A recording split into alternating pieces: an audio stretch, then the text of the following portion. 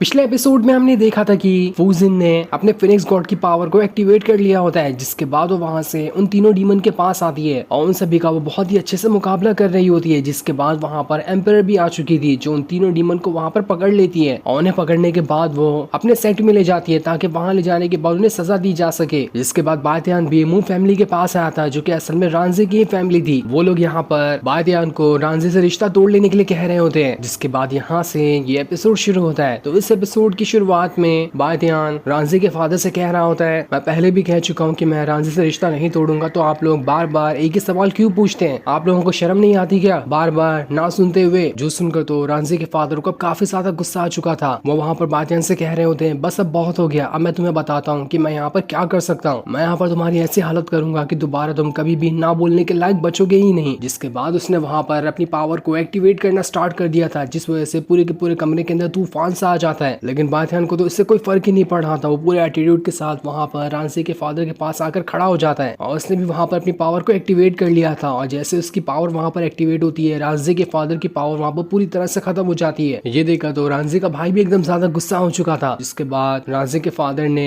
अपनी और ज्यादा पावर का इस्तेमाल करते हुए बातियान के ऊपर अटैक करना स्टार्ट कर दिया था। लेकिन बातियान को तो यहाँ पर इससे भी फर्क नहीं पड़ रहा होता है। वो वहाँ पर रांझे के फादर को अपनी पावर की मदद से उठा के दूर फेंक देता है। उसी के साथ साथ उसने रांझे की बहन को भी वहाँ से दूर फेंक दिया था, जिस चीज को देखकर रांझे के फादर के गुस्से का ठिकाना नहीं रहता। वो बातियान से कह रहे होते हैं, बस बहुत हो गया, तुमने इस खेल को अभी बच्चों की तरह समझा था, लेकिन अब यहाँ पर सीरियस होने का टाइम आ चुका है। जिसके बाद वो वहाँ पर अपनी एक पावरफुल स्वॉर्ड को बाहर निकाल लेते हैं और उसका इस्तेमाल करते हुए सीधा बातियान की तरफ ही बढ़ना शुरू कर देते हैं। लेकिन तब वहाँ पर बातियान ने भी अपनी कई सारी गुना पावर को एक्टिवेट करना शुरू कर दिया था। और जैसे वो वहाँ पर उस पावर को एक्टिवेट करता है, पूरी तरह बिल्कुल आग जैसा ऑरा बाहर निकल कर आ जाता है, जो यहाँ पर रांझे के फादर के अटैक को बड़ी ही आसानी के साथ रोके जा रहा था। रांझे के फादर वहाँ पर पूरी ताकत लगा लेते हैं, लेकिन तब भी वो वहाँ पर बातियान के इस अटैक को नहीं रोक पाते। जिसके बाद बातियान ने दोबारा से अपनी पावर का इस्तेमाल करते हुए रांझे के फादर को वहां से उठाकर दूर फेंक दिया होता है। और अब बातियान वहां पर दोबारा से अपने तीनों डैगर को निकाल लेता है और उन तीनों डैगर को रांझे के फादर की तरफ ही भेज देता है। लेकिन वो उन तीनों डैगर के अटैक से वहां पर बच जाते हैं। जिसके बाद बातियान ने वहां पर अपने बीस्ट को समन कर लिया था, जिस बीस्ट को वो सीधा रांझे के फादर की तरफ ही भेज देता है। रांझे के फादर जैसे तैसे इस अटैक को रोकने की कोशिश कर रहे होते हैं, जहाँ वो खुद में ये कहते हैं कि आखिर बातियान इतनी जल्दी इतना ज्यादा पावरफुल कैसे बन गया? पिछली बार जब मैं इससे मिला था तो इसके पास इतनी ज्यादा पावर नहीं थी, लेकिन अब देखो ये बड़ी आसानी के साथ मुझे टक्कर दे पा रहा है। जिसके बाद पूरे गुस्से के साथ रांझे के फादर ने यहाँ पर बातियान के बीस्ट को खत्म कर दिया होता है। लेकिन तब बातियान अपनी डुअल ह्यूमनली मेरिडियन की पावर का इस्तेमाल करता है और अपनी आइस ऑफ फायर की पावर का इस्तेमाल करते हुए सीधा रांझे के फादर की तरफ ही बढ़ जाता है। जिस अटैक को तो देख कर ही रांझे के फादर वहां पर हैरान हो गए थे। जिसके बाद बातियान वहां पर अपने बीस्ट को बाहर निकालते हुए ऐसा खतरनाक अटैक जमीन पे करता है कि रांझे के फादर वहां से उड़कर बहुत दूर चले जाते हैं। जिसके बाद बातियान ने वहां पर अपने फॉर्मेशन का इस्तेमाल करते हुए डीमन स्लिंग स्वॉर्ड को बाहर निकाल लिया था और वो स्वॉर्ड को सीधा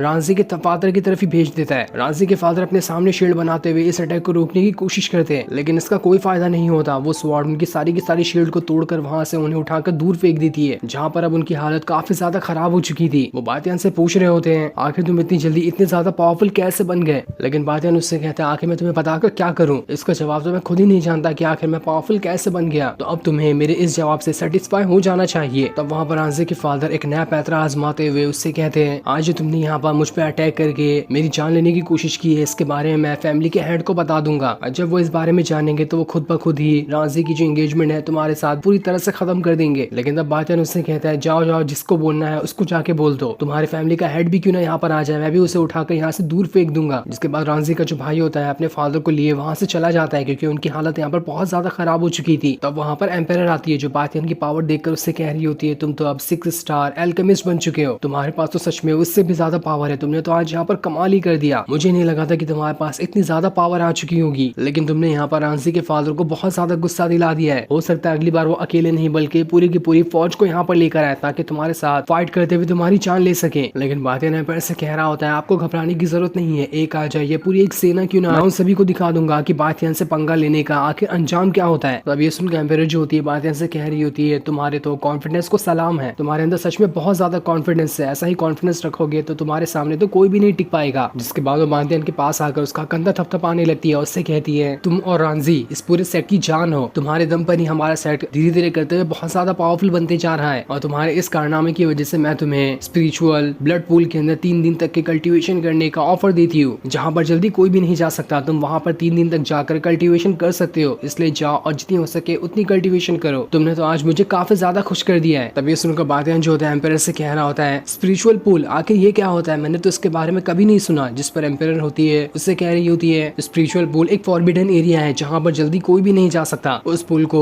मेरे एंसेस्टर ने बनाया था जो कि उस टाइम के सबसे ज्यादा पावरफुल कल्टीवेटर थे। उन्होंने उसे बनाने में दुनिया के सबसे खतरनाक और पावरफुल हर्ब्स जो थे उनका इस्तेमाल किया था ताकि वो पूल बहुत ज्यादा पावरफुल बन जाए। ये सारी चीजें सुनकर तो बातिन एकदम ज्यादा हैरान और खुश हो रहा होता है कि अगर मैं उस पूल के अंदर गया तो हो सकता है वहां पर जाने के बाद मैं अपना ब्रेक थ्रू कर जाऊं, इसलिए मुझे वहां पर तो जाना ही होगा ताकि मैं वहां पर जाकर अपनी कल्टीवेशन पावर बढ़ा सकूं। जिसके बाद वो उसे एक टोकन दे देती है जिसका इस्तेमाल करके वो स्पिरिचुअल पूल के पास जा पाएगा। लेकिन तब बातियान एम्पायर से कह रहा होता है आपने तो मुझे वहां पर जाने की सिर्फ 3 दिन के लिए ही परमिशन दी है, लेकिन अगर मैं उसके बाद भी वहां पर जाकर अपनी कल्टीवेशन करना चाहूँ तो मैं ये कैसे कर सकता हूँ। तब एम्पायर जो होती है उसे कह रही होती है इसके लिए तुम्हें हमारे पूरे के पूरे सेट का सेकंड नंबर का सबसे पावरफुल कल्टीवेटर बनना पड़ेगा, उसके बाद ही तुम वहां पर जब चाहो तब जा सकते हो। जिस पर बातियान एम्पायर से कह रहा होता है ये तो बहुत अच्छी बात है, अब तो मुझे कैसे भी करके इस सेट का सेकंड नंबर का सबसे ज्यादा पावरफुल कल्टीवेटर बनना ही पड़ेगा। जिसके बाद वो वहां से वहीं पर प्रैक्टिस करने के लिए जाने लगता है और काफी देर के सफर के बाद वो वहां पर पहुंच जाता है जहाँ पर स्पिरिचुअल पूल को रखा गया है। लेकिन उस पूल की निगरानी एक एल्डर कर रहे होते हैं जो वहां पर आते साथ ही बातियान से कहते हैं मुझे पहले वो ऑर्डर दिखाओ, उसके बाद ही मैं तुम्हें अंदर जाने दूंगा। इसलिए बातियान उन्हें एम्पायर का दिया हुआ वो ऑर्डर दिखा देता है, जिसे देखकर वो एल्डर बातियान से कह रहे होते हैं तुम तो अभी बहुत कम उम्र के हो, क्या तुम यहाँ आगे सेकंड सबसे ज्यादा पावरफुल कल्टीवेटर बन चुके हो, लेकिन इस बात में तो मुझे डाउट है, तो आखिर तुमने हमारे इस सेट के लिए ऐसा कौन सा कंट्रीब्यूशन कर दिया जिसके बदले एम्पायर ने तुम्हें यहाँ पर आने की परमिशन दे दी है। तब बातियान उस एल्डर से कह रहा होता है मैं तो एक मिशन के ऊपर हूँ ताकि मैं डीमन को मार सकूं और उन्हें पकड़ने के बाद एल्डर को सौंप सकूं। साथ ही मुझे डीमन क्लान के बारे में काफी सारी जानकारी भी निकालनी है जिससे निकालने के लिए मुझे एम्पायर ने ही कहा है। ये सुनकर तो एल्डर भी हक्का बक्का रह गया था। वो बातियान से कहता है क्या तुम सच कह रहे हो, तुम तो मुझे नॉर्मल इंसान दिखाई देते हो लेकिन तुम इतने भारी काम पे हो, ये तो कमाल हो गया। वो उससे पूछते कि तुम कितने सालों से इस सेट के अंदर ज्वाइन हुए हो जो तुमने एम्पायर का इतना ज्यादा भरोसा जीत लिया है। जिस पर बातियान उनसे कहता है यहाँ पर तो मुझे आए 1 साल भी ढंग से नहीं हुआ। जो सुनकर तो एल्डर और ज्यादा हैरान रह जाता है। जिसके बाद उसे वहां से स्पिरिचुअल पूल के पास ले जाने लगता है और उसे कहता है तुम्हारे पास 3 दिन है, 3 दिन के अंदर जल्दी से वापस आ जाना, वरना अगर तुमने ज्यादा कल्टीवेशन करने की कोशिश की तो इससे तुम्हारी बॉडी को नुकसान हो सकता है। जिसके बाद बातियान वहां से स्पिरिचुअल पूल के पास आ जाता है और वहां आने के बाद वो आसपास की जगह को देख रहा होता है जो कि काफी अच्छी दिखाई दे रही थी और साथ ही वहां का स्पिरिचुअल ऑरा भी बहुत ज्यादा पावरफुल था। जिसके बाद बातियान वहां से उस स्पिरिचुअल पूल के अंदर जाकर बैठ जाता है जिस वजह से उसे बहुत ही ज्यादा आराम मिल रहा था। तभी वहां पर फूजिन भी आ गई होती है जिससे देखकर तो बातियान वहां पर शर्माने लगता है क्योंकि यहाँ पर वो बिना कपड़े के नहाने के लिए आया था और तभी यहाँ पर फूजिन आ चुकी है, इसलिए वो पानी के अंदर ही चले जाता है ताकि खुद को छुपा सके। वो उससे कह रहा होता है तुम यहाँ से चली जाओगी कि अभी मेरे पास कोई भी कपड़े नहीं है, लेकिन फूजिन तो वहां से नहीं जाती। जो सीन दिखाते ही ये एपिसोड यहीं पर एंड हो जाता है। Thanks for watching.